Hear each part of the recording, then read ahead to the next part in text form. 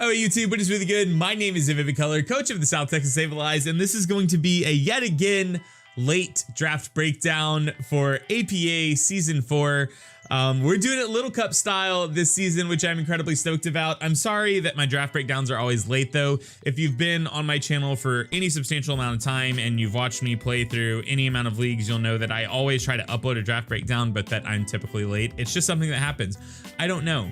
Also, if you've been on my channel for a while, you'll know that I've done a Little Cup draft league in the past. It was recent past, I think probably maybe half a year ago or so. I guess it's not, is that recent past? I don't know. It depends on how you define the term recent, but one of the last leagues I did before starting up the PGBL and the APA was a Little Cup league, and I made it to the playoffs, but then the playoffs kind of cratered in on itself. Just a lot of the coaches couldn't commit the time, so we ended up having to scrap the whole thing. But it was with a bunch of my good friends, so it was still a fun experience. But that being said, I love Little Cup. I'm incredibly excited to be a part of this project.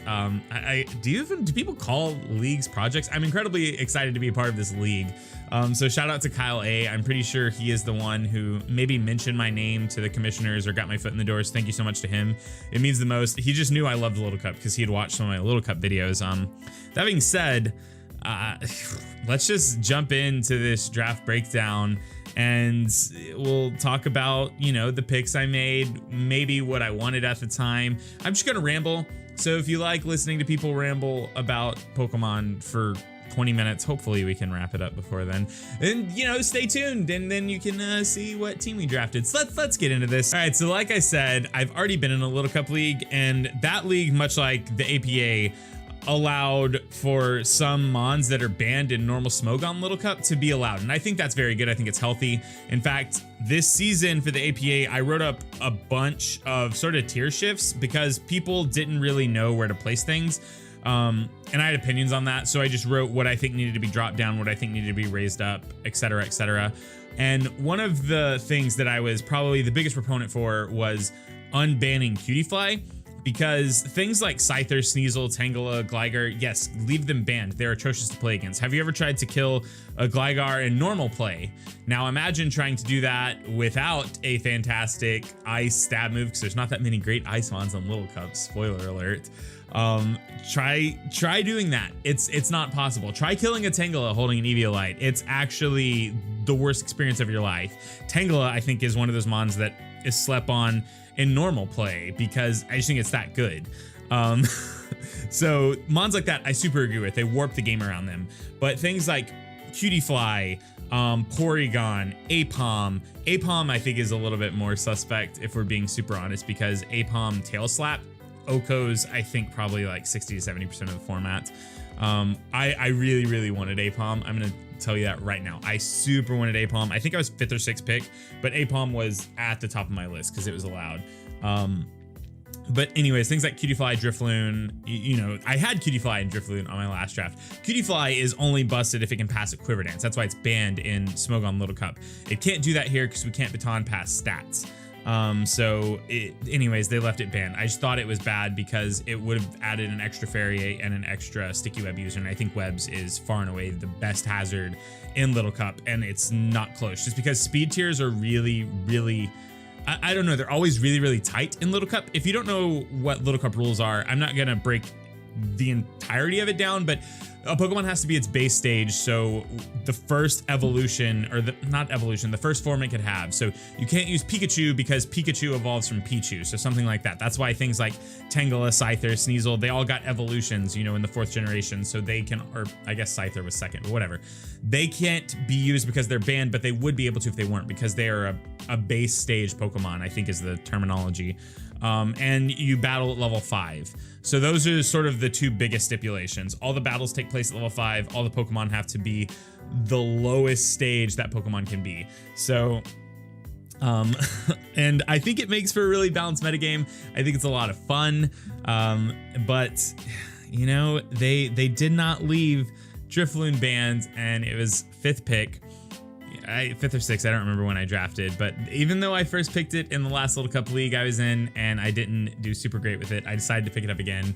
I never used it, I think, to its full potential, but I think Drifloon is even better in league play than it is in sort of like ladder style battling, just because when you're laddering, you get one set. And I guess, yeah, you can build your team around that set, but each week I can look at the opponent's team and be like, okay, my opponent has a really hard-hitting physical attacker. I can put some extra defense EVs into this, and EVing is weird in Little Cup anyways. You don't really have that many points to play around with. Like, if you fully invest in a stat, it typically raises by 2 or 3 points, and that's it, unless you fully invest and then give it positive nature. Then you might get like 4 extra points, but still, it makes a huge difference when you're calculating things at level 5. That being said, I think Drifloon is just one of the most diverse threats in the metagame. And if you don't know why it's so good, it's because it gets the ability Unburden, which means that when it loses its item, it raises its speed by 50%. Not 50%, it doubles its speed. And Drifloon is already very fast in the metagame, because like I said, you get, like, when you fully invest in Drifloon, I think its base speed, if it uninvested, is like 13. And when you fully invest and give it a positive nature, it goes to 17. So you get 4 points. But 17 is a decent speed stat in the metagame. Like, there are Pokemon that if you go read their Smogon analysis, it'll be like, this Pokemon's good because it hits 17 speed. So that's Drifloon. When it doubles, it hits 34, which means that you outspeed the entire metagame unless something is sort of agility. Like, No Choice Scarfer can outpace a Unburden boosted Drifloon. And the item you always hold is Berry Juice. So whenever you drop below 50% health, you eat your Berry Juice, it restores you all the way to full health. And that's what makes Drifloon busted, because you can sort of use that as a free turn to set up a Calm Mind. You can Will-O-Wisp, you can Substitute if you're faster, so you can sort of play this like substitute Will-O-Wisp game where you're whittling them down. And then the move Hex is actually really good on Drifloon. You can just run a really solid acrobatic set. It just does a lot, and it's very threatening, and it doesn't have many answers in the format that just straight up OHKO it, especially if you get to sort of look at what is on their team that would be their Drifloon counter. You can typically prepare for that with Drifloon itself, because after it's dropped below 50% health, then it gains all of its HP back and goes all the way back to 100%, and then it's double speed, and then you get to respond.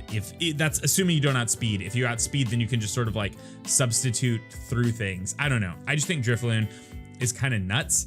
I had to first pick it. If you've watched my 2 games so far, which I guess we're just going to talk about that. I'm already 2 weeks into this league.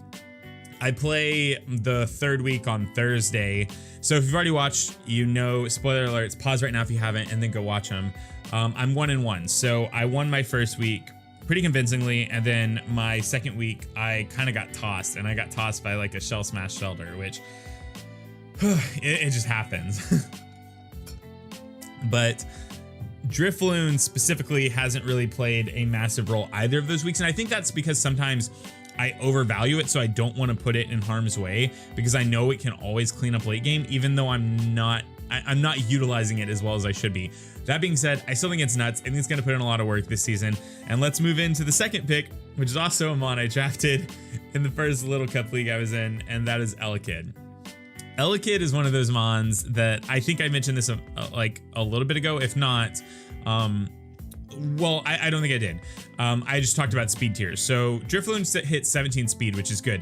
Elekid hits 20 speed when fully invested with a positive nature, which is the fastest that a Pokemon can get in Little Cup. I think the only thing that ties it, or there might be 2. I know that Abra, I'm pretty sure, at least. So if you have an Abra and you fully invest in speed and you give it a positive nature, no, Abra hits, am I wrong here? I am wrong. Abra hits 19. I don't know. I know there's another threat in the format that hits 20 speed, but I don't know what it is off the top of my head.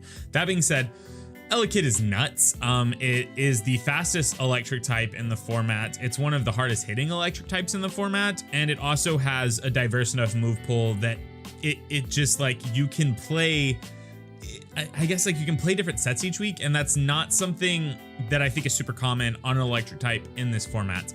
Chinchou is one of those mons that it's like a really good electric type in the format. It's not nearly as fast as Elekid, but it sort of has an immunity. It also gets Volt Switch, and it hits relatively hard.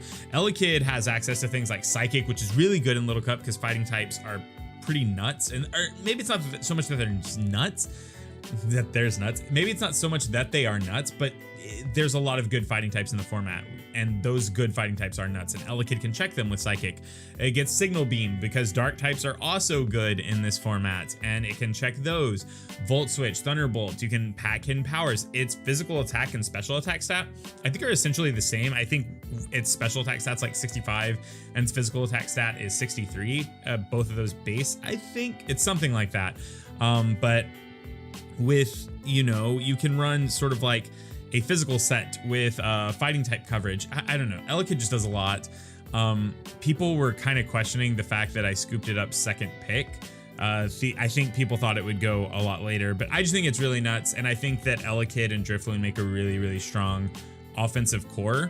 And I had to second pick it. I mean, there was a lot of things left on the board that I was into, but I really, really like sort of like Volt Switching, U-turning, parting shotting in Little Cup. I think that momentum matters a lot more here than it does elsewhere, just because it plays more into the strategy of, if I Volt Switch into a sweeper at the right time, I can just end the game, because sometimes you're going to be in a spot where if you Volt Switch into your Dragon Dancemon, then just nothing can come in and OHKO you because you're holding an Eviolite or because you're holding a berry, whereas that doesn't typically happen as much in, I guess, more standardized play where we're all battling with, you know, fully evolved mons at level 50. So that's my spiel on Elekid and why I think it's nuts. I mean, Choice Scarf Elekid outspeeds the entire format.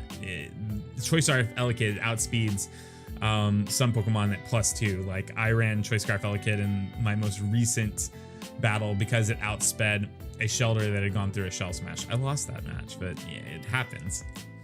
Pancham comes in at my third pick because, like I said, I really like having access to Parting Shot in this format. I think that this format more so, it would just, once again, I'm reiterating here, I'm stating the same thing. It plays into bringing in a setup sweeper and then just ending the game on the spot with that sweeper.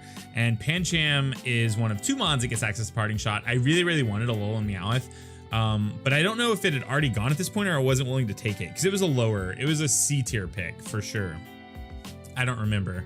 I just knew I needed a fighting type because it's really important to be able to sort of break through steel types in this format. And Pancham was on the board, and it really came down to Pancham or Krogunk. And Krogunk is way more versatile than Pancham, but Pancham doesn't have a 4x weakness to Psychic. It's not weak to ground, which makes it pair well with Elekid in that sense, that it's not weak to ground. I can actually come in and eat most hits if I'm holding Eviolite, because Eviolite Pancham is bulky. Having access to Parting Shot, Drain Punch, Gunk Shot for fairies, like if you run calcs, Pancham holding an Eviolite can live most super effective fairy type hits from like an offensive Cottony, or I'm pretty sure it can live a sort of a Play Rough from a Snubble or a Moonblast from a Spritzy, because I mean those sets, like, they also, you're not going to one-shot them with your Gunk Shot, but Pancham can actually live those hits, which is impressive. So Pancham comes in with the third pick here. This sort of plays into the momentum that I'm trying to build. And then moving into my fourth pick, I'm all about diversity in this format. I think that you should actively pick Pokemon that offer you roll compression. And what roll compression is something where this Kabuto, for instance, can run Stealth Rocks, Rapid Spin, and Knockoff on the same set. That's nuts. Knockoff is huge in this format. We're limited to only running 2 of any one item on a team, so we can have 2 Eviolites, 2 Berry Juice, 2 Choice Scarfs, whatever. We're limited to 2 items, which I think makes sense, because otherwise it would be teams of like 3 Eviolite users and then 3 Berry Juice users, and that would make a lot of sense, honestly. Like, it just would. So Kabuto gets to come in and it can set up rocks, it can spin them away, but Knockoff is really important, and it's just important to have something that can do all 3 of these things. Like, hazard removal is important in this format because webs typically win games. Like, if you can't remove webs, you lose because you're just getting outpaced by everything at that point. You have 0 speed control. Knock is really important because it weakens walls that would otherwise just be really, really hard to break through because they're holding Eviolite. It can knock off berry juices before they're consumed. It's just a really important move to have. Kabuto also gets access to Aqua Jet, so now I have a priority user. again, I just think that this mon does a lot. It's sort of like Anorith. I think Anorith is still on the draft board, and I'm kind of really surprised about it because it's, I believe, the fastest Stealth Rock setter in the format. It's either the fastest Stealth Rock setter in the format or the fastest Rapid Spinner. I don't know if it outpaces Staryu though, so I guess don't quote me on that. The moral of the story is both of these mons serve a very similar role. I'm not convinced that I should have Kabuto over Anorith. I just wanted to sort of forge out Water Fire Grass Core at some point. It's a lot easier to get a Water Fire Grass Core in Little Cup that is decent than it is to get a Fairy Dragon Steel because of the limited number of Steel mons and Fairy mons. So I just picked my poison and I went ahead and snapped up Kabuto because it did a lot of what I want, and I think it's just really good. It also has sort of like an interesting ability in weak armor where if I take a physical hit, my defense drops by a stage, but my speed is doubled. So you can run sort of like these offensive utility sets that are really, really good, where you take a hit, you hit back, then your speed is doubled, and then you KO them. It works. I haven't tried it yet because those sets demand you run Eviolite, and I'm always running Eviolite on other mons, but there will be at some point in the season where I think that that will come in handy. So moving on to the 5th pick, we scooped up Jangmo-O. I think it's really important to have a dragon type in Little Cup just because, like I said, it's sort of hard to come by steel types. So it's harder to come by steel types and fairy types. There are, I think, more dragons available than those. There aren't more good dragons available, but there are more dragons available. This also gives me a setup sweeper. Jangmo-O gets 3 really good abilities. I'm not gonna lie, I was really, really interested in Dratini here, but I don't remember if it either got picked before me. I was talking, I think Kyleaye ended up with Dratini. Dratini is just good because it has extreme speed. Other than that, I think Jangmo-O is the better mon. Jangmo-O's stats are trash, but I mean, it's a Dragon Dance sweeper. You're just trying to set up once and then win the game. I think it's really good to have a dragon, not only because there aren't as many good fairies or steel types running around, but also because there are really good fire types and water types and electro types and grass types. Like those mons are really good, and Jangmo-O can just kind of stand in the way of them. It also sort of shuts down certain sets, like Ghastly, for instance. You are immune to Sludge Bomb and Shadow Ball if you run Bulletproof as your ability. Amoonguss, if I run, is it Overcoat? I think is one of the abilities. You're immune to powder moves is what I'm getting at here. And then if a mon is like a hyper voice mon, which I don't think is super relevant in Little Cup, I don't think anything gets like pixelate hyper voice, but you can be immune to the hyper voice. You can be immune to sound type moves. So Jangmo-O has 3 interesting abilities. It can set up Dragon Dance, and it also gets good coverage. Like its coverage moves are really, really good. So I picked it here. I also had this in my first Little Cup draft. I was just sort of like at this point falling on a lot of the, I think a lot of the picks I'd made because I was accustomed to those mons and I never got to finish out that season. So I really wanted to sort of throw it back. I didn't get the exact same team, as you'll see here in a minute. I think this might be the last thing I got that was the same actually. But anyways, Jangmo-O is rad. It's a cute little nugget. I think it'll be able to put in work at some point just because, like I said, there's not many things that can handle dragons in the format profitably. We followed that pickup with a fairy type, and I think actually probably one of the most underrated fairy types in this format. Morlul is basically like a slightly worse fungus. It just is. Like, it's like a slightly worse fungus. It gets access to Spore. So it has, I have that 100% sleep option on my team. It's very bulky if you actually look at its stats and compare it to other mons in Little Cup. It has, I think, a reasonable physical defense, but also a like pretty stellar special defense. I'm gonna pull it up so I'm not just like misquoting things. I think its special defense is 75 and its defense is 55. So it has reasonable stats. Its typing is not as good as Fungus's. We'll just get that out of the way. And its ability isn't either. But Effect Spore is good because you can punish physical attackers. You can get that paralysis, that sleep, that what's the other one? You can get paralyzed, sleep, or poison. So you can punish physical attackers. It gets access to Strength Sap, which is a nuts move. If you don't know what it does, basically you reduce the attack of the enemy Pokemon by 1 stage, and then you heal for whatever their attack stat is. So it'll basically always, the first time at least, heal your HP to full. And it also can just spam Giga Drain and Moonblast. Like, this mon I think is really underrated. I was really excited to get it. I haven't brought it either week because sort of my opponent's threats didn't line up well against Morlul, but 100% I will definitely be bringing this thing in some of the upcoming weeks because I'm super stoked about it. I think it's nuts. It pairs really well sort of with the momentum core I have here in Elekid and Pancham, because I can just sort of pivot out into it, put something to sleep, pivot out again. I don't know. I'm stoked. I'm stoked to have it. So that's what was that, my 6th pick? Let's do quick maths. Yes, that was 6. So moving into my 7th pick, I went ahead and scooped up Spinarak. Like I said earlier, I think that sticky webs are the most important hazard in the format, and Spinarak can also set up toxic spikes. So we have a web setter, we have a toxic spike setter. This thing also has, I don't know if it's like a signature move or if other mons get it, but it has assets. It has assets for sure. It has access to, I think the move is called like Poison Thread. I'm actually, like, I'm looking at its moves. I'm gonna scroll through it. Poison Jab, Poison Sting. Is it Toxic Thread? It has Toxic Thread. So Toxic Thread is a move that poisons the enemy Pokemon and then lowers the speed by 1. So just kind of like an interesting option. Something I could bring. It gets Sucker Punch and Shadow Sneak, so we have priority options in Spinarak. And also, if this thing holds an EVO-Lite, it takes hits. It's got a really good defensive typing for this format. I mean, you're weak to sort of like the fire, the flying, the psychic type attacks, but you resist grass. Grass is pretty good in this format. You resist those fighting type attacks. That's really good. I mean, you can take fighting type attacks for actual days. You resist fairy, you resist poison, you resist bug. It's like I said, like, you have weaknesses for sure, but you resist some really, really important types with Spinarak. And on top of that, I really just like having access to webs. I like having access to webs. I like having a mon that can reliably set them up because it can get as bulky as it can. So that's sort of my Spinarak spiel, if you will. Moving into the next pick, we went ahead and scooped up Magby. At this point in the draft, I knew I needed a fire type to sort of round out my water, fire, grass core. I was sold on Houndour. Houndour got scooped.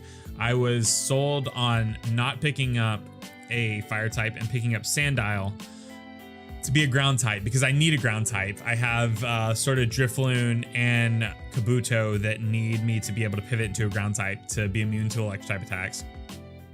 Sandile got scooped. I saw Magby was still on the board, and this thing is nuts. It has one of the higher base speed stats in the format. If you look at my team, I think I actually have a lot of mons that hit really, really high speed stats. Magby hits 19, which is the second highest you can be in this format. So Elekid is at 20, which is the fastest. I know there's something that at least ties it, but I can't think of what it is. It might be Ghastly. Magby hits 19, which ties with Abra. Magby can set up a belly drum and just end games on the spot. If you ever set up sticky webs, you can be 100% confident that you will outspeed anything on their team that does not have a priority attack, because, well, I guess you could be speed tied with something else that hits base 19 and it's Choice Scarf, but you can be pretty confident that if you have webs up, you're gonna outspeed everything. Magby can set up belly drum on a lot of mons. This is sort of what I needed to play into this momentum core, right? So now when I volt switch out of Elekid, or when I parting shot out with Pancham, if it's a good switch in, I can just go into Magby and end the game, which I think is nuts, because all you have to do is click belly drum, and this thing has access to Fire Punch with at +6 attack. I think Oko's most of the format, like not many things live. It has access to Mach Punch, which means that you have belly drum priority, which is really, really good.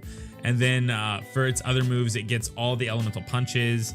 It gets fighting type coverage. Like, Magby is nuts, and I was just really surprised it was still on the board.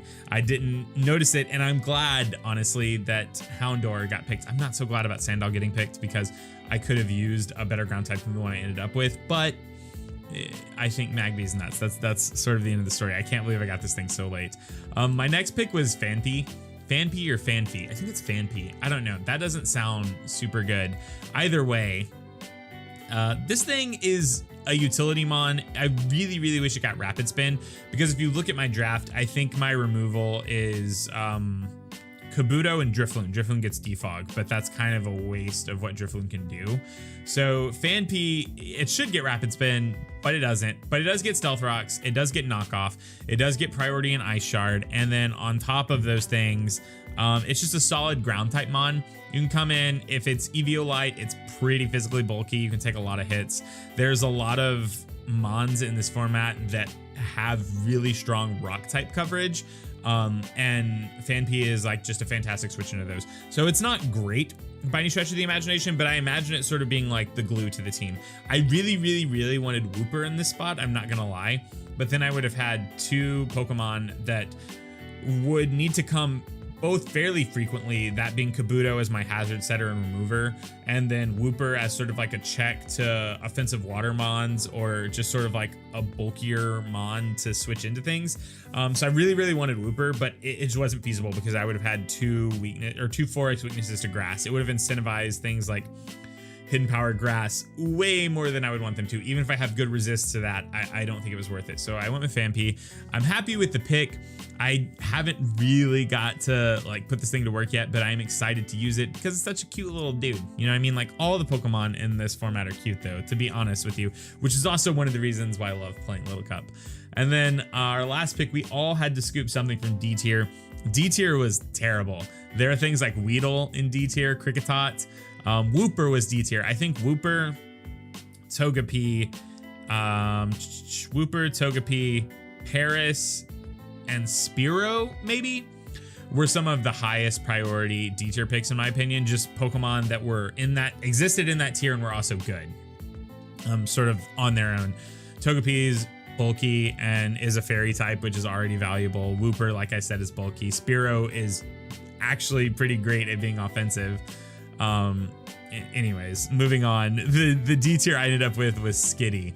Now, I don't know a lot about this thing. I know that Normalize is kind of a cool ability, just because it makes, I think it gets access like Normalized Thunder Wave, so I can hit sort of ground types with Thunder Wave, or I can hit anything that has Volt Absorb with Thunder Wave.